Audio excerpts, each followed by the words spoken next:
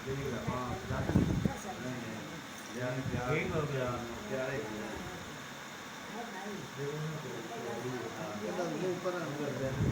जिन्ने भी थे हाँ जी हाँ जी बाबा है जी अद्धे वाले जी अद्धे वाले निकलियाँ नहीं काम नहीं करती